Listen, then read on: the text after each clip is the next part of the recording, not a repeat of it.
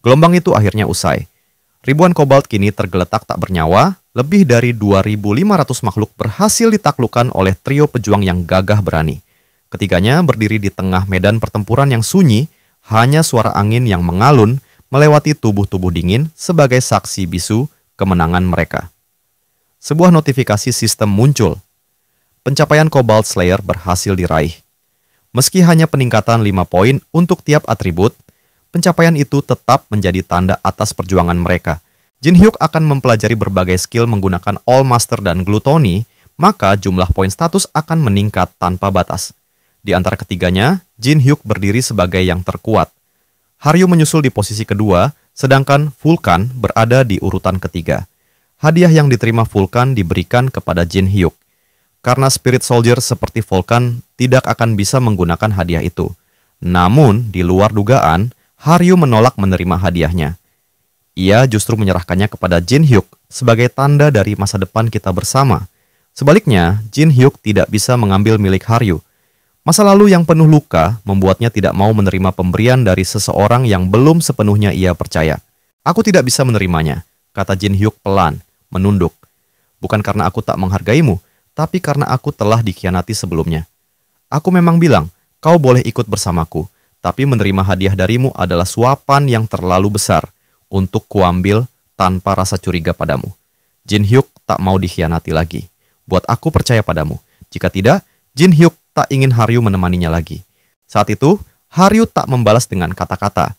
Dia hanya terdiam dan mencoba berpikir. Sebagai gantinya, dia merapalkan mantra untuk menciptakan sebuah bola sihir. Jin Hyuk dan Vulkan hanya bisa memperhatikan apa yang lagi dilakukan Haryu. Setelah sihir itu selesai, keluarlah topeng Dokkaebi. Ia mengulurkannya kepada Jin Hyuk, menyertakan topeng itu sebagai tambahan atas hadiahnya. Sebuah lambang terima kasih dan penghormatan dari Haryu. Vulkan menatap lekat topeng itu, matanya membelalak. "Topeng Dokkaebi, kau memberikannya begitu saja?" Gumamnya tak percaya. Ia tahu betul nilai dari benda itu. Topeng itu bukan sekedar benda. Itu adalah warisan kekuatan Dokkaebi. Biasanya hanya diberikan satu kali kepada satu orang dan hanya jika benar-benar layak. Jin Hyuk memandang Haryu dengan tatapan tajam, curiga sekaligus penasaran. "Mengapa kau memberiku ini?" tanyanya. Haryu menatap lurus ke matanya. "Karena kau menyelamatkanku. Bukan sekali, tapi 2 kali. Dan bukti kalau Haryu tidak akan mengkhianati Jin Hyuk. Namun, bagi Jin Hyuk topeng ini jauh lebih bernilai daripada itu. Jin Hyuk merasa ada tujuan lain di balik ini. Di balik kata-kata manis itu tersembunyi sesuatu yang lebih dalam. Balas dendam. Haryu bukan gadis biasa. Ia adalah satu-satunya Dokkaebi yang selamat dari peristiwa kebakaran di desanya. Haryu sudah mencari orang-orang yang selamat, tapi tak satu pun ia temukan. Kemungkinan besar, ia yang terakhir dari ras Dokkaebi. Topeng itu adalah simbol tekad dan kemarahan, dan ia berharap bisa menyalurkan kekuatannya melalui Jin Hyuk. Sebagai Dokkaebi satu-satunya yang bertahan, Haryu harus membalaskan dendam dari raja dan kaumnya yang telah pergi dari dunia ini. Haryu ingin ikut dengan Jin Hyuk, kemudian Haryu ingin naik menara ini dan menyelesaikan urusan yang belum tuntas. Jin Hyuk memandang Haryu, mencoba mengerti apa yang telah dilaluinya. Ia berpikir tujuan Haryu sama seperti dirinya, yaitu balas dendam. Dengan itu, ia pun menyetujui Haryu bergabung ke dalam kelompoknya. "Tapi jika kau mengkhianati kami, aku tidak akan menemuimu lagi." Nada suaranya dingin, tajam seperti pedang. Tapi ia tetap menerima topeng itu. Bukan karena tertarik pada kekuatannya, tapi karena ia menghormati rasa terima kasih Haryu. Dengan wajah bahagia, diselimuti air mata haru, gadis itu mengucapkan "Terima kasih, kakak," kata Haryu dengan suara lembut. Jin Hyuk sempat terdiam, terkejut oleh sapaan itu. Tapi ia segera mengalihkan perhatiannya. Ia tak peduli bagaimana Haryu memanggilnya. Tujuannya tetap sama, mendaki menara hingga puncak. Jin Hyuk kemudian membuka ketiga hadiah yang diterimanya. Isi yang didapatkan berupa 3 artefak, sebuah cincin yang memiliki efek pengurangan mana 10%, lalu anting yang memiliki efek pengurangan mana 15%, dan kalung yang memiliki efek pengurangan mana 20%. Vulkan menilai perlengkapan yang didapat semuanya bagus, karena memberikan peningkatan besar pada kapasitas mana dan tingkat penyerapannya. Namun beda dengan Haryu yang tidak mengerti betapa pentingnya mendapatkan peningkatan mana bagi seorang necromancer. Jin Hyuk mulai memakai semua perlengkapan itu. Baginya ini sangat cocok untuk para necromancer yang selalu menggunakan mana untuk mempertahankan pasukannya. Semua peningkatan mana ini akan memperkuat pasukannya hingga 45%. Hampir terlupa, Jin Hyuk lalu memanggil Bune, iblis yang mendampingi mereka. Ia meminta hadiah yang iblis itu janjikan sebelumnya. Bune mengangguk, menyuruhnya pergi ke tempat lain yang tersembunyi. Setelah sampai di suatu bangunan di kota, mereka bertiga memasukinya. Menurut Vulkan, tempat ini menjadi kosong. Jin Hyuk menjawab dengan santai, kemungkinan orang-orang sudah evakuasi ke lantai berikutnya atau pergi ke hutan karena peristiwa wave yang terjadi. Ini tempat yang cocok untuk menerima hadiah darimu, Bune. Beberapa detik kemudian, sebuah cahaya turun dari langit mendarat di atas meja yang dikelilingi Jin Hyuk dan Haryu. Cahaya itu berubah menjadi sebuah cincin berbentuk layaknya iblis yang memancarkan aura kegelapan. Jin Hyuk mengambilnya dengan perasaan senang karena hari ini dia banyak mendapatkan perlengkapan yang bagus. Jin Hyuk mencoba melihat lebih dekat dan meneliti cincin itu. Jin Hyuk merasakan energi mengalir liar dari permata di tengahnya. Vulkan dan Haryu menjadi penasaran akan cincin itu. Jin Hyuk kemudian memakainya dan merasakan cincin ini memiliki demonic energy. Cincin ini adalah Dark Force Ring. Vulkan terkejut. "Kau tidak bercanda kan, Jin Hyuk?" tanya Vulkan dengan nada takut. Demonic energy adalah sebuah energi yang mempertahankan kehidupan demon. Sebuah kekuatan yang dianggap sebagai sumber mana kelas tinggi. Biasanya, untuk mendapatkan demonic energy, seseorang harus menjadi budak dari demon, agar bisa mendapatkan energi itu sedikit demi sedikit. Perbedaan di antara punya satu saja dengan tidak, itu sangat besar.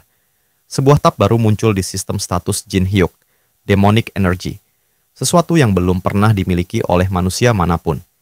Energi itu sekarang menyelimuti Jin Hyuk, menjadi kekuatan baru yang akan membantunya untuk memanjat tower lebih tinggi lagi. Bune mengulurkan tangan kepada Jin Hyuk, mengajak berjabat tangan. Dengan tersenyum, Jin Hyuk menerima jabatan tangan itu karena ia puas dengan hadiah yang diberikan oleh iblis Bune. Menurut Vulkan, sepertinya Jin Hyuk sudah siap untuk melanjutkan perjalanan mereka lagi. Seketika iblis Baal tidak terima dengan yang terjadi. Ia cemburu, marah, karena Jin Hyuk hanya mau berjabat tangan dengan Bune, tapi tidak dengan dirinya. Jin Hyuk langsung mematahkan kemarahan Baal, minta jabat tangan, tapi tidak mau memberiku apapun. Sang iblis tampak kebingungan, memeriksa kantong dan reliknya. Tak satu pun cocok sebagai hadiah tambahan. Maka ia membuat keputusan lain. Ia menciptakan sebuah misi. Dan hadiah untuk misi itu, katanya, akan lebih menarik. Mendengar itu, wajah Jin Hyuk bingung, harus merasa senang atau sedih. Menerima misi dari iblis adalah kesempatan langka. Kesempatan untuk mengukuhkan diri, untuk membuktikan kekuatan, dan untuk melangkah lebih dekat menuju puncak menara yang menjulang tinggi. Vulkan menjadi lebih semangat karena mendengar akan dapat misi dari iblis, begitupun Jin Hyuk. Ia sedikit kaget karenanya. Jin Hyuk mengambil keputusan untuk menerima tawaran dari iblis Baal. Jin Hyuk menatap layar sistem iblis itu. Misi yang ditawarkan bukan sekadar ujian kekuatan, itu adalah taruhan jiwa. Jin Hyuk harus menjadi terkenal di sepenjuru tower sebelum Jin Hyuk mencapai lantai 100. Jika berhasil, hadiahnya adalah Baal akan memberikan apapun yang diinginkan. Namun jika gagal, maka dirinya akan sepenuhnya tunduk kepada Baal dan menjadi budak iblis itu. Walaupun resikonya cukup besar, tapi Jin Hyuk memerlukan kekuatan yang sangat besar sekarang. Jin Hyuk tidak mau kehilangan kesempatan ini. Dengan semangat membara, Jin Hyuk menerima misi dari Baal. Lalu Baal dan Jin Hyuk menandatangani kesepakatan dengan berjabat tangan bersama. Dari balik pintu, Haryu menanyakan, apakah tujuan kita selanjutnya pergi ke lantai 2? Sebelum pergi ke sana, Jin Hyuk menatap jauh ke kejauhan, seakan menembus dinding dan kabut masa depan. Pertama, kita harus menemukan Sung Tae. Aku yakin dia tahu banyak tentang apa yang sebenarnya terjadi. Kita harus menggali informasi darinya. Ia lalu memanggil Vulkan. Temukan pria kecil itu. Vulkan mengangkat alis, heran. Dan bagaimana aku bisa menemukannya? Tanyanya dengan nada setengah bercanda. Tenang saja, aku sudah menugaskan salah satu prajuritku untuk mengawasinya. Tidak akan sulit menemukannya. Dengan wajah setengah kesal, Vulkan bergegas pergi dengan mengaktifkan pintu teleportasi yang muncul dari dalam tanah. Setelah Vulkan pergi, hanya Jin Hyuk dan Haryu yang tersisa. Suasana terasa lebih tenang. Jin Hyuk melirik Haryu dan menawarkan, Bagaimana kalau kita berjalan-jalan sebentar? Ada yang ingin kubicarakan. Mereka berjalan menyusuri koridor sunyi di lantai menara. Jin Hyuk membuka pembicaraan tentang topeng Dokaebi, simbol misterius yang kini melekat padanya. Topeng itu lebih dari sekedar hadiah, bukan? Haryu mengangguk pelan. Topeng itu memungkinkan pemakainya untuk mengakses kekuatan Dokaebi, kemampuan bertarung, penglihatan masa depan, semua bisa kau kendalikan jika kau tahu caranya. Bukankah bakat dari Dokaebi berkaitan dengan charm dan supernatural power? Bagi Haryu, ia bisa menggunakan supernatural power-nya dan menggunakan bakat foresight untuk melihat masa depan. Menurut Jin Hyuk, foresight itu sedikit disayangkan. Jika kau bisa mendapatkan bakat, akan sangat bagus jika bakat itu membantu di pertarungan. Namun Haryu hanya terbengong mendengar perkataan Jin Hyuk. Banyak yang mengira begitu, jawab Haryu menunduk. Berpikir bahwa pola pikir Jin Hyuk sedikit aneh. Pada masa lalu, orang dari luar desa dulunya berjalan selama berhari-hari untuk meminta para Dokaebi menggunakan bakat ini. Mereka datang untuk memohon kepada elder yang melatih bakat ini untuk melihat ke masa depan. Kebanyakan mereka khawatir terkait nasib mereka di masa depan dan melakukan apapun yang mereka bisa untuk menghindari takdir buruk mereka. Jin Hyuk tertawa mendengar itu. Katanya jika ada sesuatu yang harus dikhawatirkan. Tidak bisakah aku menghancurkannya saja? Dengan wajah lega, Haryu merasa bakatnya sangat cocok dengan Jin Hyuk.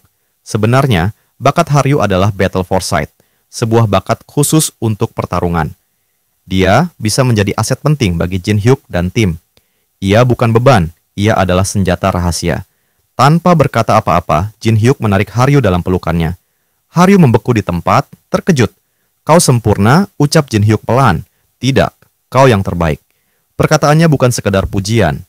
Di benaknya, musuh-musuh besar seperti Sword Star, Bow Star, The Great Thief, dan Divine Spear kini tak lagi tampak sebagai rintangan tak terlampaui. Mereka hanyalah batu loncatan, dan Haryu akan membantu menapaki semuanya. Dari bayang-bayang, iblis rubah berekor 9 menggigit bibirnya melihat kedekatan mereka. Cemburu? Atau sesuatu yang lebih gelap? Sementara itu, sang iblis Bal dengan santainya memotret momen itu. Jin Hyuk mengerutkan dahi. Kau menyebalkan, geramnya. Keluar dari sini. Bal langsung pergi dengan langkah malas. Jin Hyuk menoleh lagi ke Haryu. Maaf tentang itu, namun Haryu hanya mengangguk pelan. Tidak apa-apa. Terima kasih karena sudah mempercayaiku. Sekarang aku hanya senang bisa ikut membantu. Kebahagiaan di wajah Jin Hyuk tak bisa disembunyikan. Topeng itu, yang dahulu adalah lambang kematian dan kehancuran, kini menjadi alat untuk membalas dendam dan menata masa depan. Terima kasih ucap sekali lagi dari Haryu. Ia mengharapkan yang terbaik bagi kita berdua. Sementara itu, Vulkan telah menemukan Sung Tae. Dengan brutal, ia membekap pria kecil itu, menahannya agar tidak berteriak. Wajah Vulkan penuh amarah. Kenapa engkau lama sekali, Jin Hyuk? Gumamnya geram. Nafsu untuk membunuh Sung Tae hampir tak bisa dia tahan. Namun dua sosok mendekat, seorang pria dan seorang wanita. Mereka adalah yang ditunggu oleh Vulkan. Cepat sedikit, Jin Hyuk. Aku sudah tidak tahan dengan bocah ini, ucap Vulkan yang terus menahan nafsu membunuhnya. Jin Hyuk mengeluarkan pedang Sung Tae dan mencoba mengancamnya. Lalu ia menancapkan pedang itu ke pohon. Wajah Sung Tae pucat karena intimidasi itu. Jin Hyuk kembali menanyakan, bagaimana aku harus mengembalikan pedangmu? Harus kutancapkan di perut atau kepalamu? Itu semua tergantung bagaimana kau menjawab pertanyaanku. Jin Hyuk menanyakan semua informasi mengenai Guild White Swallow. Katakan padaku sekarang. Mulai. Sesampainya tengah malam, interogasi terhadap Sung Tae pun selesai. Sung Tae dibiarkan pergi. Sekarang Jin Hyuk tahu apa yang akan dilakukannya terhadap Guild White Swallow. Ia akan menghancurkannya. Begitupun dengan guild yang berafiliasi dengan Holy Kingdom dan guild kecil yang bekerja sama dengan mereka. Jin Hyuk akan membumi hanguskan mereka semua. Ditambah dengan menghancurkan guild yang dipengaruhi oleh Pelon bersaudara. Itu akan membuat semua rencana Jin Hyuk menyelesaikan misi iblis Bal berhasil. Sekarang saatnya kita melanjutkan perjalanan ke lantai 10. Di zona aman lantai 2, desas-desus mulai menyebar. 3 orang asing, 2 atau 3, begitu yang dikatakan mereka, berhasil menghentikan gelombang kobalt. Rasa penasaran memenuhi udara. Kerumunan orang berkumpul, berdiskusi, hingga mereka akhirnya muncul. Semua orang mulai terkejut dengan kedatangan mereka. Jin Hyuk berjalan paling depan, mengenakan topeng Dokaebi yang kini menjadi ciri khasnya. Haryu dan Vulkan berjalan di belakangnya, tak terlalu jauh. Begitu mereka muncul, kerumunan langsung menyerbu dengan pertanyaan dan teriakan. Semua ingin tahu siapa mereka. Namun Jin Hyuk hanya menatap tajam ke depan dan berkata satu hal saja. Namaku Ghostface. Kerumunan itu membisu. Semua mata tertuju pada sosok bertopeng yang berdiri dengan tenang di tengah-tengah hiruk-pikuk. Napas mereka tertahan, diliputi ketakjuban dan sedikit rasa takut. Seseorang dari tengah kerumunan berseru, setengah berbisik, topeng itu dia pasti kriminal sebelum masuk menara. Ternyata Jin Hyuk telah melakukan kejahatan sebelum datang ke tower. Aku sudah dengar banyak kasus di mana orang-orang dari bumi bersembunyi di dalam tower. Namun, ucapan itu justru membakar rasa penasaran mereka. Ide Jin Hyuk untuk menarik perhatian orang-orang kecil sukses besar. Kini, semua hanya membicarakan satu nama, Ghostface. Namun bagi mereka bertiga, ini hanyalah permulaan. Vulkan mengangguk kecil pada Jin Hyuk dan Haryu. Sudah cukup bermain-main, waktunya naik ke atas. Dalam sekejap, mereka bertiga menghilang, secepat mereka datang. Meninggalkan kerumunan yang masih berdiskusi dalam keraguan dan kekaguman. Mereka muncul di lantai berikutnya, sistem menampilkan selamat datang di lantai kedua, dan juga menunjukkan misi baru. Musnahkan 10 kobalt biasa dan 10 kobalt prajurit. Hanya dengan menyelesaikan tantangan ini, mereka bisa naik lagi. Bagi Jin Hyuk, misi seperti ini bukan hal yang sulit untuk ditangani. Seketika Jin Hyuk memerintah Vulkan, bisakah kau urus misi ini? Wajah Vulkan cemas, kau mau aku membawakan semua makhluk ini hidup-hidup padamu? Ajak Haryu bersamamu juga. Dia harus belajar dan naik level. Aku akan mulai bereksperimen dengan demonic energy. Cepatlah kembali jika kau ingin menyaksikannya. Vulkan merasa kesal karena ia seperti dijadikan alat oleh Jin Hyuk. Tapi tak ada alasan untuk membantah. Vulkan akan pergi dan ia meminta jangan menggunakan semua demonic energy sebelum ia kembali. Haryu tampak cemas, namun ia segera mengangguk, menerima tantangan itu. Sementara itu, Jin Hyuk memilih untuk memusatkan perhatian pada kekuatan barunya, demonic energy. Kini saatnya menguji kekuatan yang selama ini hanya dimiliki ras terkuat di antara yang kuat. Siapa sangka, aku akan bisa menggunakan kekuatan seperti ini. Ia mulai menciptakan bentuk dari energi kegelapan itu, sebuah wajah demoniak yang harus dipadukan dengan jiwa spiritual. Tapi sebelum ia benar-benar tenggelam dalam proses itu, Haryu berbisik panik. Ada yang mengintai dari semak-semak. Dan benar saja, seekor kobalt muncul dari sana. Kobalt itu seperti kelaparan siap memangsa apa saja. Dan seketika kobalt itu maju menyerang Jin Hyuk dengan cepat. Sebuah keberuntungan, Jin Hyuk tersenyum tipis. Korban sudah datang sendiri. Saatnya bereksperimen menggunakan demonic energy ke kobalt. Jin Hyuk langsung melepaskan sihir demonic exposure. Sihir yang diselimuti kekuatan gelap itu meluncur ke arah kobalt. Kobalt itu mencoba menghindar dan seakan tidak mengenainya. Namun semua itu hanya ilusi. Jin Hyuk menjelaskan serangan itu tak memerlukan benturan untuk dilancarkan. Dalam sekejap tubuhnya mulai meleleh dalam kabut hitam. Serangan dari energi iblis itu tak terlihat. Mereka yang tak memenuhi syarat takkan bisa menahannya. Haryu hanya bisa menatap ngeri ketika makhluk itu lenyap begitu saja, seperti asap ditiup angin. Jin Hyuk mengulurkan tangannya dan menarik jiwa yang baru saja tercabut dari tubuh kobalt. Sekarang, waktunya menyatukan jiwa tersebut dengan energi iblis. Namun hal yang tak terduga, jiwa itu mulai hancur. Sepertinya jiwa kobalt tak kuat menahan kepadatan demonic energy. Jin Hyuk tak menyerah, ia mencoba segera menurunkan intensitas kekuatan demonic energy. Perlahan, proses penyatuan dilanjutkan dan akhirnya berhasil. Di hadapannya berdiri prajurit demoniak pertama milik Jin Hyuk, lebih kuat dari spiritual biasa. Haryu bersorak kecil, matanya bersinar bahagia melihat keberhasilan Jin Hyuk. Karena tak ada satupun manusia yang benar-benar memahami betapa sulitnya mengendalikan kekuatan ini. Hanya iblis sejati yang sanggup melakukannya. Vulkan tiba beberapa saat kemudian dan melihat hasilnya dengan mata kepala sendiri. Luar biasa, sepertinya sudah bisa digabung dengan sempurna. Dan Vulkan bisa menyebut prajurit itu Demon Soul Soldier. Namun sebelum Jin Hyuk terlalu senang dengan eksperimennya, ide baru muncul dalam benaknya. Bagaimana kalau aku berikan kekuatan ini pada jiwa Vulkan? Karena bagi Jin Hyuk, untuk urusan melakukan summon, Vulkan jauh lebih ahli daripada diriku. Kemampuanmu untuk memerintah dan memposisikan makhluk Summon saat pertempuran juga sempurna. Dalam benak Vulkan, ia merasa dihormati sebagai guru Jin Hyuk. Namun semua itu hanya omongan manis untuk menipu Vulkan. Wajahnya membeku ketika demonic energy mendekatinya. Teriak Vulkan keras ketika tubuhnya mulai dikuasai energi iblis. Berani-beraninya kau bermain dengan jiwaku sendiri.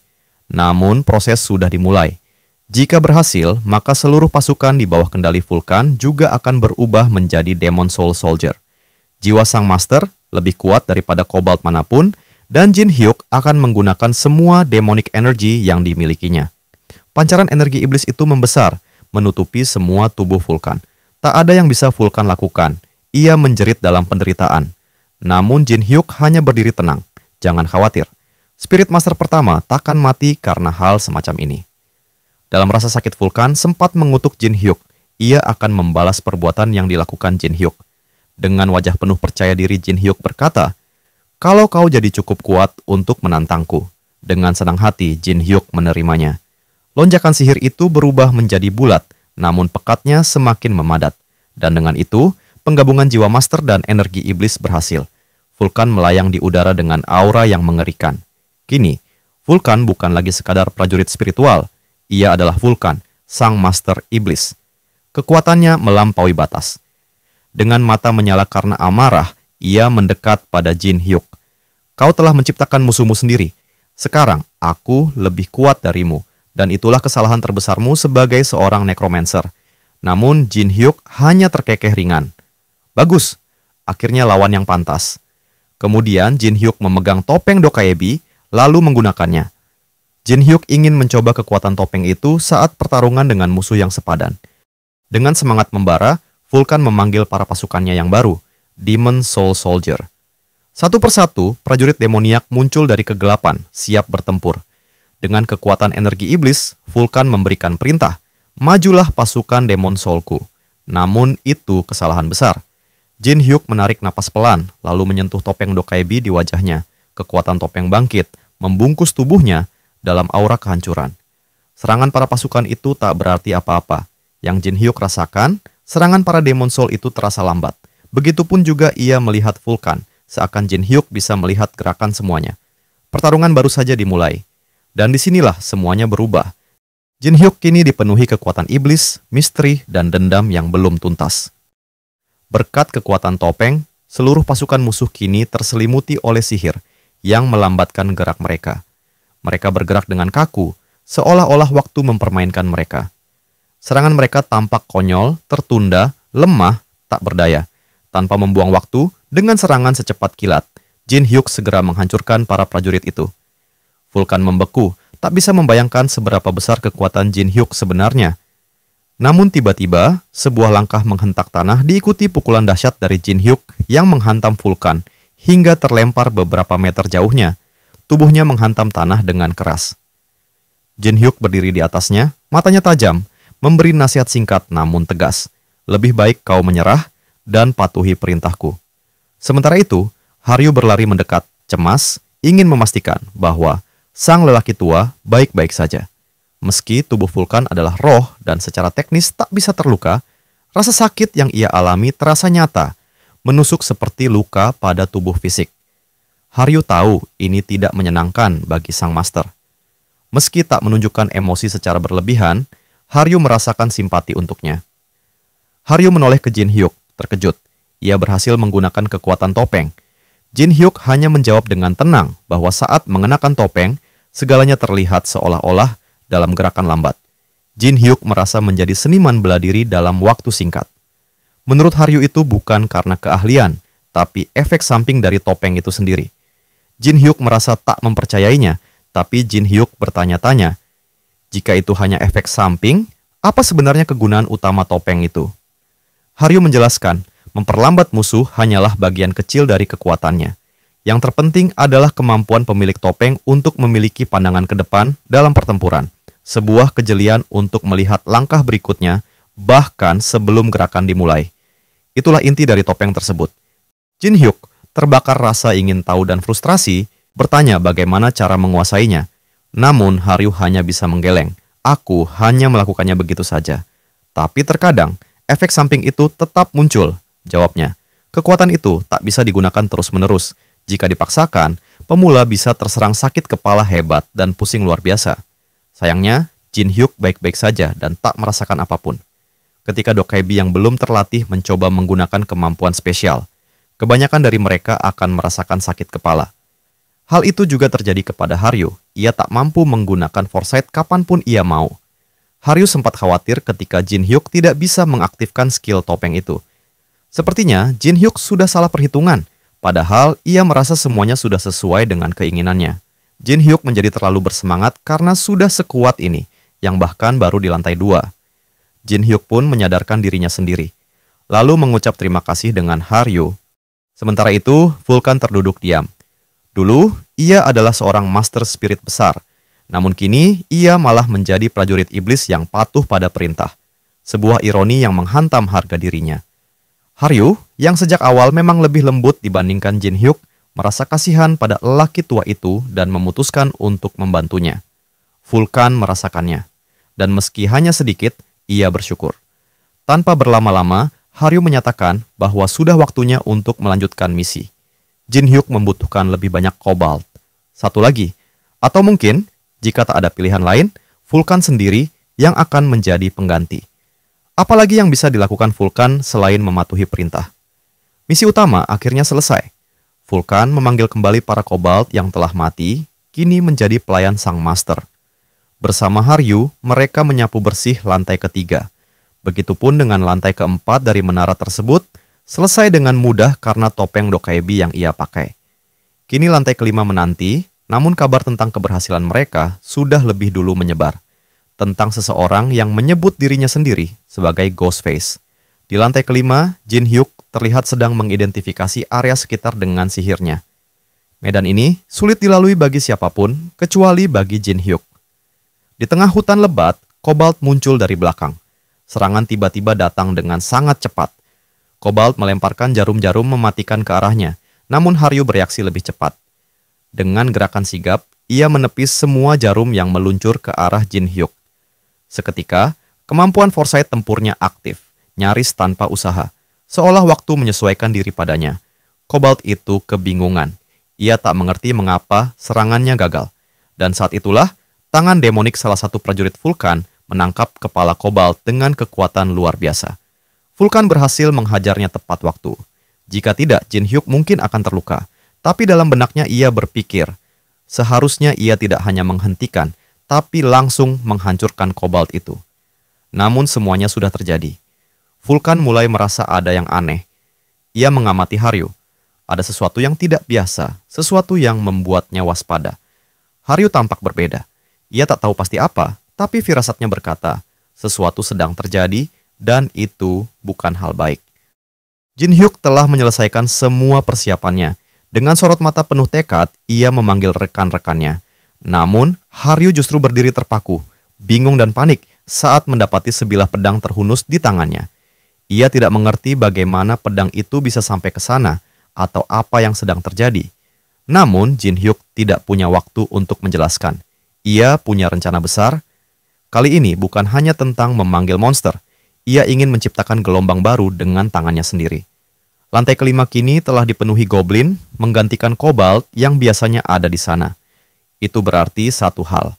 Pencapaian Goblin Slayer kini bisa diraih. Tapi tetap saja, menyerang monster sesuka hati adalah tindakan berbahaya.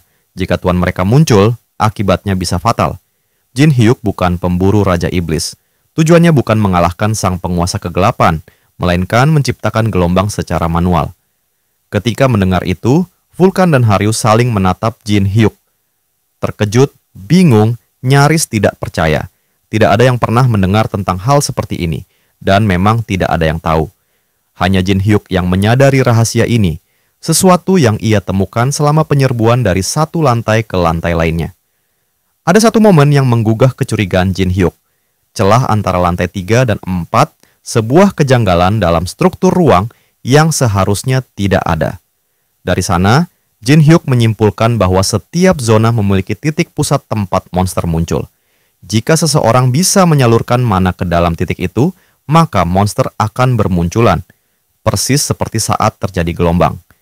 Bedanya kali ini, semuanya akan diciptakan secara sengaja. Tapi ini adalah kali pertama Jin Hyuk mencobanya. Karena itu, mereka harus sangat berhati-hati. Setelah lantai ke-300 monster-monster menjadi sangat kuat. Bahkan 4 makhluk terkuat pun bisa kalah melawan monster dalam gelombang buatan. Sebuah teka-teki aneh menghalangi mereka. Kemampuan itu ada, pengetahuan pun sudah dimiliki, tapi tanpa persiapan yang matang, semuanya sia-sia. Mereka harus menciptakan lebih banyak gelombang, memperkuat diri, menyesuaikan kekuatan mereka. Tiba-tiba, di zona aman kegaduhan pecah. Orang-orang merasa seperti ada gempa yang mengguncang pusat menara. Namun itu bukan gempa. Itu adalah gelombang lain, kali ini di lantai pertama, dan penyebabnya adalah Jin Hyuk sendiri. Tidak seperti biasanya, gelombang ini tidak dipenuhi Cobalt, melainkan goblin bersenjata panah beracun. Para pendatang baru bingung. Tak ada tanda-tanda sebelumnya bahwa gelombang akan muncul. Para pasukan goblin langsung menembakkan panah beracunnya. Seorang pemula bahkan tumbang setelah tertusuk jarum beracun. Tak sempat bergerak, tubuhnya langsung terkapar. Goblin-goblin pun mendekat, mengincar sepasang pemuda yang hendak diserang kembali. Namun, penyelamat telah datang. Jin Hyuk, dalam wujud bertopeng seperti hantu, muncul di tengah mereka. Para pendatang diselamatkan, dan mereka bersorak menyambut kehadiran Jin Hyuk, sang pahlawan agung. Inilah yang Jin Hyuk inginkan, pengakuan. Dengan itu, ia bisa menjadi penyelamat mereka. Ia pun memanggil Demon Soul Soldier dan memberi perintah, serang siapapun yang keluar dari gerbang gelombang. Para pasukannya langsung menyerang para goblin dan menghabisi mereka. Tapi Vulkan marah, menegur karena pasukan itu adalah miliknya. Jin Hyuk mengabaikannya. Ia butuh lebih banyak prajurit. Lalu, terjadi sesuatu yang tak terduga. Para Demon Soul Soldier mulai terbakar, seakan dilahap api dari dunia lain. Musuh sebenarnya telah muncul, para Shaman Goblin. Mereka memiliki kekuatan untuk menyerang prajurit spiritual. Kemunculan mereka membuat Jin Hyuk dan Vulkan terkejut. Tapi satu hal pasti, para Shaman itu harus dihancurkan, atau mereka akan kehilangan semua pasukan. Haryu yang dari tadi telah mengamati gelombang dari atas gedung bersiap untuk memulai aksinya. Tanpa ragu, Haryu melompat dari atas bangunan, menyerang para Shaman dengan kekuatan luar biasa. Goblin-goblin itu terpencar ketakutan. Kini giliran Jin Hyuk bertindak. Ia maju dan menyerap roh para Shaman ke dalam tubuhnya. Dengan skill glutoni Jin Hyuk, kini memiliki kekuatan mereka. Ternyata, api adalah sumber kekuatan bagi para Shaman. Tapi bagi goblin biasa, api tak berarti apa-apa. Ini memberi ide pada Jin Hyuk. Ia mengucapkan mantra Soul Fire untuk menyerang para goblin yang ada di depannya. Ia mengucapkan kerja bagus Haryu, teruskan penyerangan yang kau lakukan pada Shaman Goblin itu. Lalu Jin Hyuk menyiapkan sihir api yang akan membakar musuh mereka. Tapi Haryu tak menjawab. Ia hanya mulai tertawa kecil tanpa menunjukkan ekspresi. Jin Hyuk menyadari sesuatu yang jauh lebih mengerikan yang terjadi pada Haryu. Pusaran api merah darah muncul lagi, menandai sesuatu yang buruk. Pedang itu kembali muncul di tangan Haryu. Auranya sangat begitu pekat. Jin Hyuk sampai kewalahan menahan aura merah itu. Dan perubahan perlahan terjadi. Haryu mulai kehilangan wujud manusianya. Yang berdiri di hadapan Jin Hyuk kini bukan Haryu, melainkan sesosok iblis perempuan. Jin Hyuk berdiri membeku, ngeri melihat apa yang terjadi pada temannya. Ia tidak mengerti. Ia tidak siap. Iblis itu menghunuskan pedangnya dan langsung menyerang tepat di depan mata Jin Hyuk. Dengan satu tebasan cepat dari pedangnya, Haryu membelah hampir setengah kota.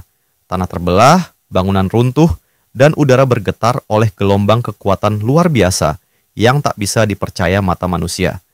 Para goblin yang menyaksikan kehancuran itu hanya mampu berdiri membeku, matanya membelalak penuh ketakutan. Mereka tahu ini bukan lawan yang bisa mereka hadapi. Dari kejauhan, Jin Hyuk berdiri terpaku. Tatapannya tak percaya saat melihat bagaimana Haryu melenyapkan seluruh desa dalam satu serangan. Tapi sesuatu menarik perhatiannya. Pedang yang digunakan Haryu tampak familiar. Seolah mengenali senjata itu, Jin Hyuk terdiam sejenak. Namun tawa jahat yang keluar dari bibir Haryu membuyarkan lamunannya.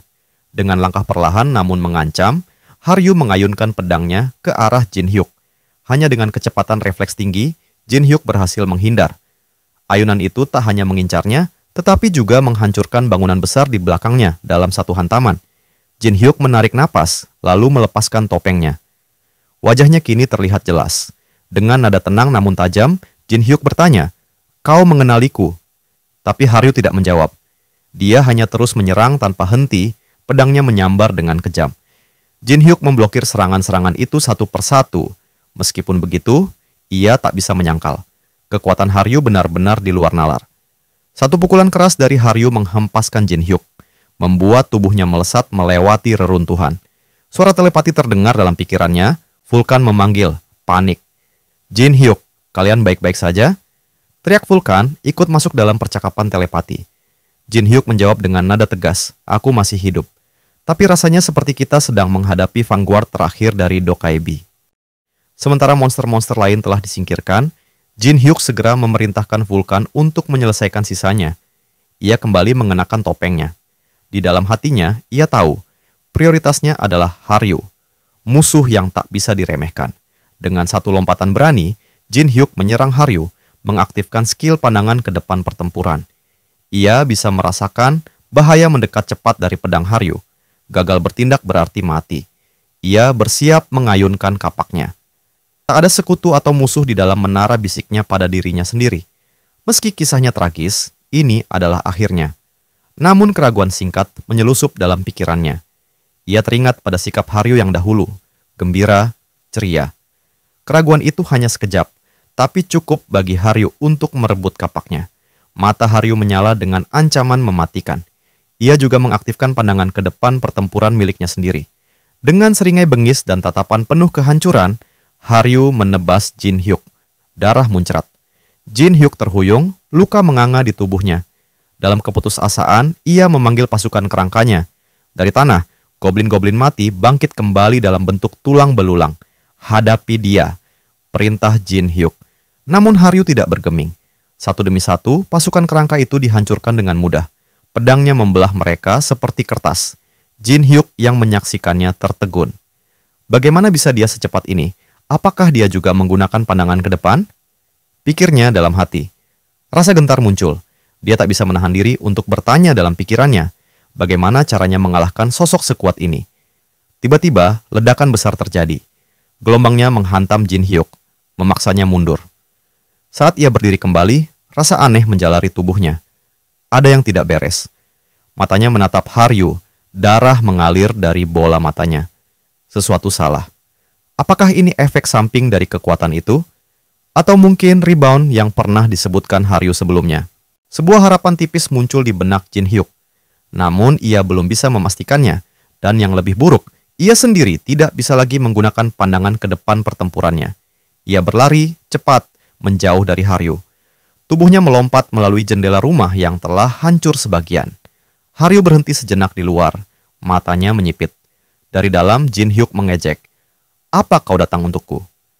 Tanpa berkata, Haryu melompat ke dalam, bersiap menyerang. Tapi Jin Hyuk telah siap. Ia menghidupkan kembali dua zombie goblin, masing-masing memegang busur dengan anak panah beracun lumpuh. Wajahnya penuh percaya diri. Bahkan Dokaibi akan terpengaruh jika terkena panah ini langsung, katanya dingin. Dua panah melesat menuju Haryu. Saat mereka mendekat, Jin Hyuk menatap tajam, menanti dan bertanya dalam hatinya, bisakah dia menghindar dari ini? Haryu memutuskan untuk menggunakan kemampuan uniknya. Dengan presisi yang mematikan, ia menangkis anak panah beracun yang menghampirinya, sementara tentara zombie ciptaan Jin Hyuk dihancurkan tanpa kesulitan. Jin Hyuk mengerutkan dahi, kecewa, rencananya telah gagal begitu saja. Tanpa membuang waktu, Haryu mengayunkan pedangnya ke arah Jin Hyuk, mencoba melayangkan tebasan penentu. Tapi Jin Hyuk berhasil menghindar, menari di antara serangan-serangan mematikan itu dengan ketenangan yang tak tergoyahkan. Tatapan tajam Haryu mengunci pada Jin Hyuk, dan tawa menyeramkan keluar dari mulutnya saat ia bersiap menusukkan pedangnya. Namun, dalam momen yang tak terduga, sebuah anak panah bersiul di udara dan, dalam kejadian mengejutkan, menembus Jin Hyuk dan mengenai Haryu tepat setelahnya. Racun mulai menyebar. Jin Hyuk tersenyum tipis, mengakui dalam hati, tanpa efek pantulan dari kemampuan pandangan ke depan pertempuran, rencana yang tampaknya mustahil kini menjadi mungkin. Ia telah menyiapkan semuanya. Dari titik buta, anak panah beracun diluncurkan oleh zombie goblinnya. Dan kali ini berhasil. Haryu, yang terluka parah, mengerang pelan. Meskipun amarah masih membakar matanya, tubuhnya tidak lagi menuruti kehendaknya. Ia jatuh pingsan. Jin Hyuk segera menangkapnya sebelum tubuh itu menyentuh tanah. Namun, begitu tangannya menyentuh kulit Haryu, ia merasakan sensasi aneh. Sesuatu merayap ke dalam dirinya. Apakah ini efek racun? Untuk memastikan, Jin Hyuk memerintahkan salah satu zombie goblinnya mengambil anak panah itu. Saat ia menyerap racunnya, tubuhnya bereaksi. Ia telah mengembangkan ketahanan baru terhadap efek lumpuh. Tidak hanya itu, kemampuan baru mulai tumbuh dalam dirinya. Sambil mengamati Haryu, Jin Hyuk berkomentar pelan, "Kau punya kekuatan yang menjengkelkan." Sementara itu, Haryu mendapati dirinya berada di dunia yang berbeda, suatu alam halus dan tenang. Ia mengambang di antara lanskap merah muda yang indah, pedangnya melayang di hadapannya. Bingung dan kehilangan arah, ia mencoba memahami tempat ini. Lalu, seorang pria muncul. "Kau pengguna baru dari pedang pembunuh naga?" tanyanya datar. Haryu mengamatinya. Pria itu tampak muda, namun aura yang mengelilinginya terlalu tua, terlalu penuh rahasia. Haryu ragu-ragu. "Kau seorang Dokaebi?" Pria itu hanya tersenyum samar, setengah benar, setengah salah. Tak puas, Haryu mendesaknya untuk menjelaskan. Tapi dalam sekejap, pria itu mengarahkan pedang ke tenggorokannya. Matanya dingin. "Lain kali kau menghunus pedang ini tanpa persiapan, ia akan memakanmu hidup-hidup." Haryu terbangun, napasnya terengah. Ia tersadar kembali di dunia nyata, tubuhnya dibopong oleh Jin Hyuk. Kebingungan memenuhi pikirannya. "Di mana kita?" tanyanya. Jin Hyuk tersenyum kecil, sedikit tersipu. "Aku akan menjelaskannya nanti. Untuk sekarang, beristirahatlah." Di sebuah tempat perlindungan sederhana, Haryu direbahkan di atas ranjang. Sementara itu, Jin Hyuk mulai menjelaskan rencana mereka. "Kita akan memulihkan kekuatan, lalu naik ke lantai 10, katanya serius. Setiap lantai 10 di dalam menara menyimpan sebuah kota penting dan monster boss. Haryu mengangguk, lalu berkata, "Monster itu adalah Great Orc Warrior." Vulkan menambahkan, "Untuk mempertimbangkan kekuatan tempurnya saja. Monster itu setara dengan Lord.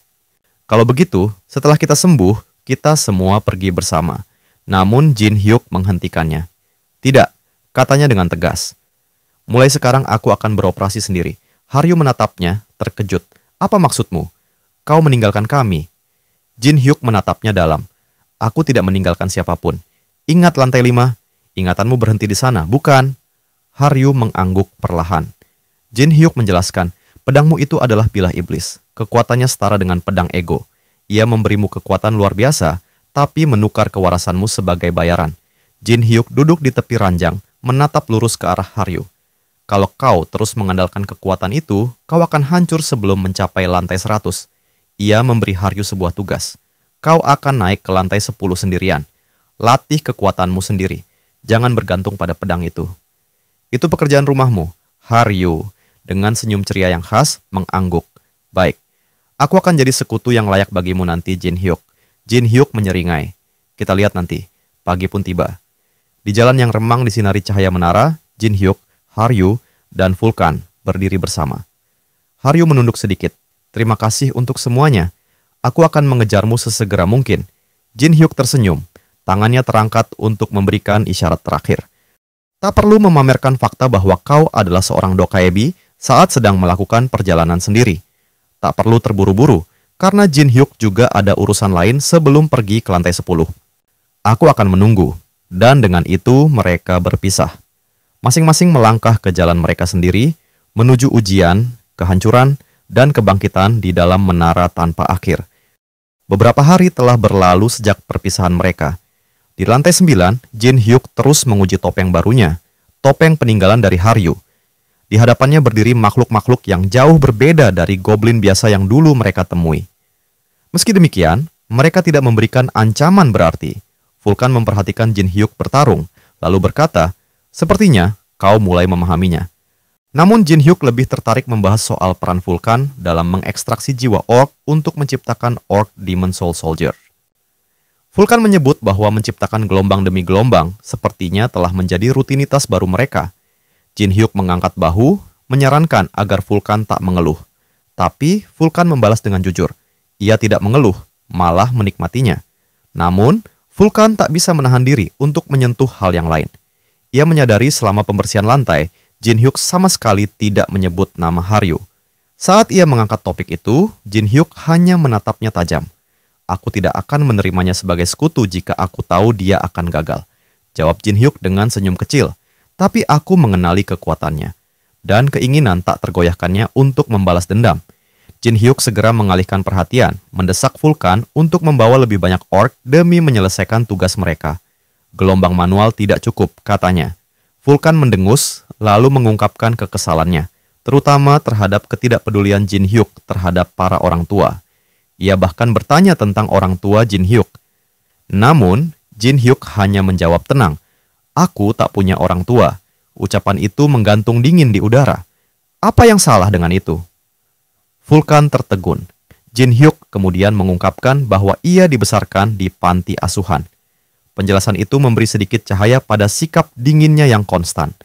Vulkan, tersentuh oleh kenyataan itu, meletakkan tangan hangat di bahu Jin Hyuk, bahkan meminta pelukan. Namun Jin Hyuk segera menepisnya dengan dingin. "Jangan sentuh aku benci belas kasihan." Meski ketegangan sempat muncul, perjalanan mereka tetap berlanjut. Dalam waktu singkat, Jin Hyuk meraih gelar Orc Slayer. Kini mereka tiba di lantai 10. Di dalam ruangan ujian, sistem memberikan pemberitahuan tegas. Mereka harus mengalahkan bos untuk melanjutkan. Kegagalan berarti kembali ke lantai 9. Mereka berdiri di depan papan skor. Semua catatan pembersihan sebelumnya tercatat selesai dalam 1 menit. Namun, baik nama Jin Hyuk maupun Vulkan tak tercantum di sana. Vulkan menjelaskan bahwa sebagian besar rekor dimiliki oleh anggota dari 4 spesies besar berkat keterampilan bawaan mereka. Jin Hyuk menatap papan itu, lalu berkata, "Hari ini kita pecahkan rekor itu." Vulkan terkekeh dan menyetujui. Sistem memberi mereka waktu persiapan 1 menit. Bagi Jin Hyuk, waktu ini sangat berharga, cukup untuk merancang kehancuran yang presisi.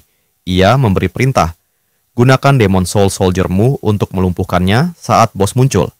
Vulkan mengangguk dan segera memanggil para Soul Soldier. Sementara itu, Jin Hyuk meletakkan tangan di lantai dan mengaktifkan lingkaran sihir yang berdenyut pelan. Tombak sihir mulai terbentuk dan dengan suara penuh tekad, ia akan menunjukkan kekuatan seorang All Master, lalu mengucapkan mantra sihir Enchant Element. Jin Hyuk menambahkan lagi Enchant Piercing, Enchant Dexterity. Dan ia tidak lupa untuk memasukkan Enchant Demonic Energy. Seketika, tombak itu berubah warna, ungu tua, aura mencekam menyelimutinya. Di sisi lain, Vulkan dan para Soul Soldier telah bersiap. Momen untuk memecahkan rekor pun di depan mata. 3, 2, 1. Dengan raungan mengguncang, bos Great Orc Warrior muncul, matanya tajam dan penuh kebencian. Tubuhnya berdiri tegak, besar, sambil membawa kapak di tangannya. Vulkan segera memerintahkan serangan. Para Demon Soul Soldier menerjang, menahan gerakan sang bos. Saat orc itu terkunci, Jin Hyuk melemparkan tombaknya. Tombak melesat seperti kilat, dan dalam sekejap, kepala orc itu terpenggal. Waktu tercatat, kurang dari 1 detik. Sistem memberikan pemberitahuan kepada Jin Hyuk bahwa rekor telah dipecahkan, ia diberikan pilihan untuk mengabadikan namanya. Tanpa ragu, ia memilih 1 nama, Ghostface. Tak butuh waktu lama bagi dunia menara untuk gempar. Pemberitahuan menyebar ke semua lantai, menyatakan bahwa Ghostface telah memecahkan rekor kecepatan pembersihan lantai 10. Tidak mengherankan, karena sang anak laki-laki itu memang bukan orang biasa. Di lantai 8, Haryu melihat notifikasi tersebut. Hatinya bergetar. Ia tahu, ia harus berlatih lebih keras. Sementara itu, Vulkan masih sulit mempercayai kenyataan. "Kita benar-benar memecahkan rekor dari 4 great species," gumamnya. Nyaris tak percaya. "Sekarang waktunya untuk maju," kata Jin Hyuk, penuh ketenangan. Vulkan mengangguk dan mereka melangkah, bersiap menunggu Haryu menyusul. Saat mereka memasuki lantai 10, Jin Hyuk menerima notifikasi khusus. Statistiknya naik +5 di semua atribut. Tak hanya itu, akses ke lelang rahasia telah dibuka. Di tempat yang jauh, seorang pria tampak melemparkan koin emas ke udara. Ia menyaksikan pengumuman pemecahan rekor itu dengan tatapan penuh makna. Senyum tipis terukir di wajahnya. "Ghostface, ya?" gumamnya. Lalu ia tertawa, datar dan dalam. Mata itu menyimpan sesuatu yang akan mengguncang menara lebih dari apapun.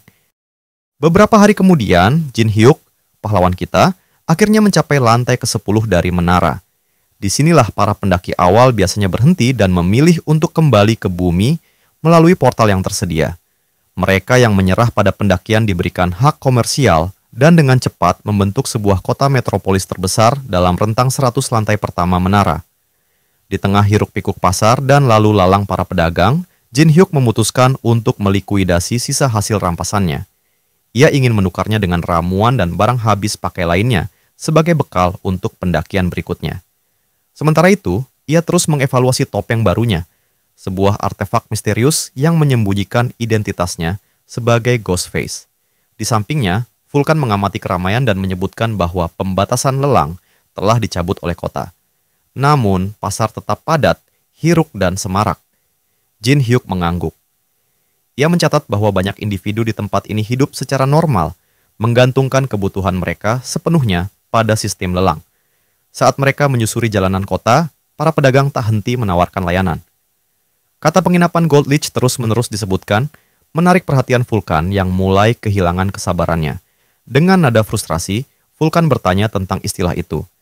Jin Hyuk menjelaskan bahwa Gold Leach adalah nama perusahaan komersial utama di menara, didirikan beberapa tahun lalu.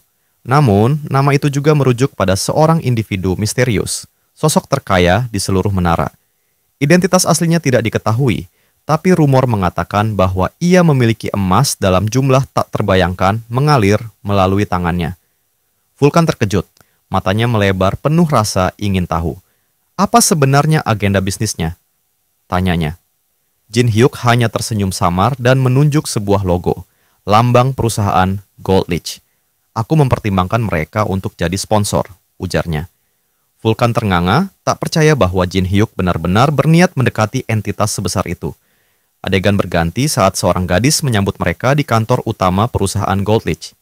Ia menjelaskan bahwa apapun yang memiliki nilai, senjata, rampasan, ramuan, bahkan informasi, bisa diperjualbelikan di sini. Dengan ramah, ia menyerahkan tiket nomor antrian kepada Jin Hyuk. Ketika Vulkan melihat bahwa nomor yang didapat adalah 18, ia tak bisa menahan tawa. Nomor tersebut memiliki pelafalan yang mirip dengan kata umpatan dalam bahasa Korea. Beberapa saat kemudian, nomor 18 dipanggil. Seorang pria memperkenalkan dirinya sebagai Halcyon, manajer konter ketiga. Dengan sopan ia bertanya, "Bagaimana saya bisa membantu?" Jin Hyuk menunjukkan topengnya. "Apakah ini cukup untuk mengidentifikasi saya?" Halcyon terdiam, matanya membelalak.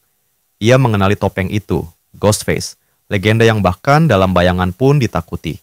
Saat ia hendak menyebutkan nama itu dengan lantang, Jin Hyuk dengan cepat membungkamnya.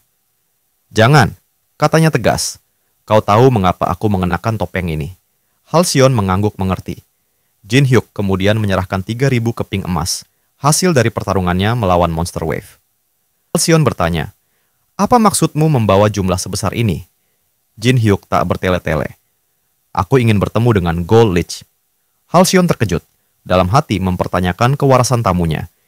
Ia menjelaskan bahwa pertemuan dengan Gold Leach mustahil, pertama, karena sosok itu terlalu sibuk, dan kedua, karena 3.000 emas tak sebanding dengan nilai waktunya. Jin Hyuk mendesak, "Lalu berapa yang dibutuhkan untuk bertemu dengan seorang manajer di sini?" Vulkan, yang sejak tadi mendengarkan, tak bisa lagi menahan komentar sinis. "Kau bajingan," gumamnya. Ia lalu meminta seorang karyawan acak untuk langsung mengatur pertemuan dengan manajer perusahaan. Dengan nada santai, Jin Hyuk menantang. "Kalau begitu, sarankan saja metode lain untuk bertemu Gold Leach, kalau kau punya." Tak lama kemudian, Jin Hyuk berdiri di depan sebuah pintu. Dalam diam, ia bertanya-tanya apakah ini adalah ujung dari ambisinya. Ia mengetuk dan memperkenalkan dirinya, "Aku Ghostface." Dari dalam, suara mempersilakan masuk. Seorang pria, duduk di kursi tinggi memperkenalkan dirinya sebagai Puppet, manajer cabang lantai 10 perusahaan Gold Leach. Puppet itu menyambutnya dengan tenang. "Aku ingin bertemu dengan Gold Leach," ujar Jin Hyuk. Puppet itu meminta maaf. "Jumlah dana Anda tidak cukup untuk memanggilnya," katanya. Jin Hyuk tak mundur. Ia mengusulkan agar Gold Leach dipanggil terlebih dahulu. Ia yakin bisa mengamankan sponsor begitu pertemuan terjadi. Puppet itu mulai menunjukkan ketidaksenangannya terhadap sikap santai Jin Hyuk, terutama ketika menyebut nama Gold Leach dengan begitu sembrono. Diam-diam, ia mengaktifkan kemampuannya. Puppet marionet muncul mengelilingi Jin Hyuk. Tali mereka melilit tubuh dan lehernya. Dalam hati, puppet ke-10 yakin tak ada yang bisa lepas dari cengkeraman talinya. Bahkan pendaki dari lantai 180 pun tak bisa melawan. "Maaf," katanya, "kau harus pergi." Namun ia terkejut. Jin Hyuk meraih tali itu, mencengkeramnya erat dan menyeringai.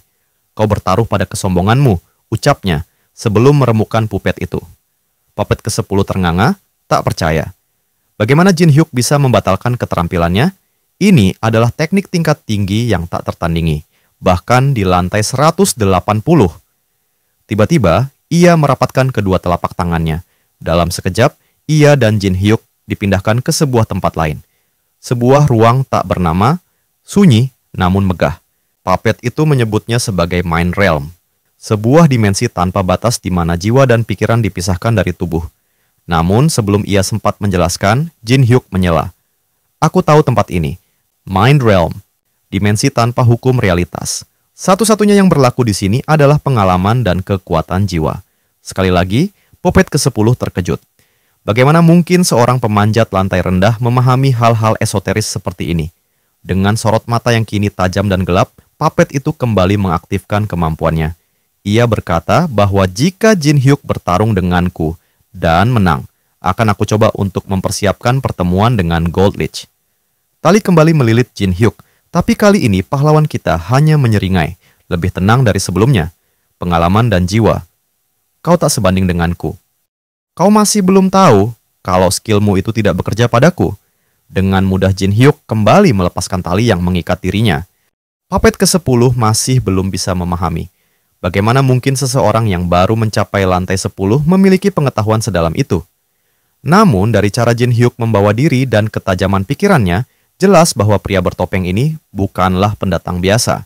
Dalam hati, Puppet mengakui bahwa Jin Hyuk memiliki kecerdasan dan ketenangan yang setara dengan para pendaki lantai 100, bahkan mungkin lebih tinggi. Menyadari bahwa dirinya tidak lagi berhadapan dengan lawan biasa, Puppet segera mengubah strateginya. Dengan satu gerakan, ia memanggil bala bantuan. Pasukan Puppet yang dikendalikannya muncul satu persatu, mengepung Jin Hyuk dalam lingkaran sempurna. Namun, Puppet hanya tersenyum tipis dan menjelaskan, di Mind Realm, kekuatan bukan ditentukan oleh fisik, melainkan oleh pengalaman. "Dan inilah pasukanku," ujar Puppet sambil mengangkat tangan. Dari balik bayangan, boneka milik Puppet mulai bermunculan. Setiap satu dari mereka merupakan manifestasi pengalaman bertahun-tahun. Prajurit Puppet yang telah ditingkatkan kekuatannya hingga setara dengan pendaki lantai 50. Berkat mana dan tekadnya yang luar biasa. Puppet ke-10, meski merasa terdesak, tetap menjaga kesombongannya. Dengan percaya diri, ia menyatakan bahwa hasil dari pertarungan ini sudah ditentukan sejak awal Jin Hyuk memasuki Mind Realm. Ia lalu memerintahkan pasukan bonekanya menyerang dari segala arah, menelan Jin Hyuk dalam badai serangan tak berujung. Namun, saat ia yakin kemenangan telah digenggamnya, sebuah ledakan kolosal tiba-tiba mengguncang langit Mind Realm. Asap hitam membubung, dan dari dalamnya muncul sesosok siluet ungu yang menyala. Ketika kabut tersibak, terlihatlah sosok mengerikan, Sang Lich Maga, penyihir kerangka yang pernah menjadi bos lantai 100. "Kenapa monster sekelas ini ada di sini?" teriak Puppet, panik. Jin Hyuk berdiri tenang di tengah kehancuran. "Kau kira ini sesederhana yang kau pikirkan?" ucapnya dingin. Sementara Puppet terpaku, menyaksikan bagaimana pasukan bonekanya mulai goyah, Jin Hyuk menjelaskan bahwa memanggil roh atau entitas dari masa lalu di Demon Realm memang butuh waktu. Tapi yang dipanggilnya bukan sembarang makhluk. Ia adalah representasi dari masa lalu Jin Hyuk, dari semua yang telah ia hadapi dan kalahkan. Puppet ke-10 mengelak, mencoba membujuk dirinya bahwa tidak mungkin itu nyata. Tapi Jin Hyuk tak memberi ruang keraguan. Ia menyebut pasukan boneka lawannya sebagai sekedar mainan, tak sebanding dengan pasukan undead yang kini berdiri di pihaknya, perwujudan sejati dari kekuatan pasukan. "Sejak kita melangkah ke Mind Realm," tegas Jin Hyuk, pemenangnya sudah ditentukan. Puppet gemetar, akhirnya menyadari bahwa ia tak pernah benar-benar mengerti siapa sebenarnya yang sedang dihadapinya. "Siapa engkau sebenarnya?" teriaknya dengan ngeri. "Ghostface," jawab Jin Hyuk sebelum melepaskan pasukan undead-nya. Teriakan ketakutan memenuhi dimensi tak berbatas itu. Lalu, Sekejap kemudian, semuanya runtuh. Mereka kembali ke dunia nyata. Puppet ke-10 terduduk terpaku, berkeringat deras. Ia bahkan belum sempat membubarkan Mind Realm. Namun entah bagaimana mereka telah dikeluarkan dari sana. Ia memandang Jin Hyuk, Ghostface yang kini berdiri tenang, masih memegang kendali penuh. Jangan bertingkah seperti anak kecil. Berdirilah dengan kaki sendiri, ujar Jin Hyuk, tajam namun tidak tanpa belas kasihan. Ia mengingatkan Puppet tentang taruhan mereka. Puppet harus mengatur pertemuan antara dirinya dan Goldlich. Untuk itu, Jin Hyuk menyerahkan sebuah surat. Apakah hanya dengan surat ini? Tanya Puppet ragu. Ya, jawab Jin Hyuk penuh keyakinan. Kirimkan ke Goldlich. Puppet mengangguk meski masih terguncang. Ia tak bisa menjanjikan apakah Goldlich akan membalas surat itu. Tapi Jin Hyuk penuh keyakinan meninggalkan ruangan begitu saja. Aku akan menghubungimu di penginapan jika ada balasan, seru Puppet. Hampir seperti janji yang terpaksa. Baik, jawab Jin Hyuk, pendek. Halcyon, yang sedari tadi menyaksikan segalanya, membungkuk dalam-dalam. Tolong kembali dengan selamat, Tuan. Langit mulai berubah warna, rona senja menyelimuti kota menara. Di jalanan, Vulkan berjalan di samping Jin Hyuk. Mungkin kita sebaiknya kembali dan istirahat di penginapan, usulnya. Namun Jin Hyuk mengerutkan dahi. Apa engkau yakin tak ada tempat lain yang harus kita kunjungi? Vulkan menatapnya heran. Apa maksudmu? Ada tempat lain? Dengan senyum nakal, Jin Hyuk menoleh. Menunggu balasan dari Goldlich? Terlalu tidak efisien. Kita punya waktu dan ada tanggung jawab yang harus dipenuhi sebagai anggota guild. Adegan berganti. White Swallow Guild House, cabang dari Holy Kingdom. Di lobi lantai utama, seorang gadis berambut pirang menoleh pada temannya. Kau sampai lantai berapa? Lantai 57, jawab temannya, santai. Gadis pirang itu mengerutkan alis. Lalu kenapa kita masih terjebak di lantai 10? Suasana hening sesaat, lalu terdengar suara pintu utama terbanting terbuka. Semua mata menoleh. Jin Hyuk berdiri di ambang pintu, kehadirannya memotong keheningan seperti pisau tajam. Para gadis terkejut, tapi dengan cepat mereka memulihkan sikap profesional dan menyambutnya dengan hangat. Selamat datang di White Swallow. Ada yang bisa kami bantu? Jin Hyuk menyunggingkan senyum lebar, dengan ekspresi tenang namun menyimpan maksud. Menyerbu menara sendirian ternyata terlalu berat, katanya. Jadi, aku ingin bergabung dengan guild.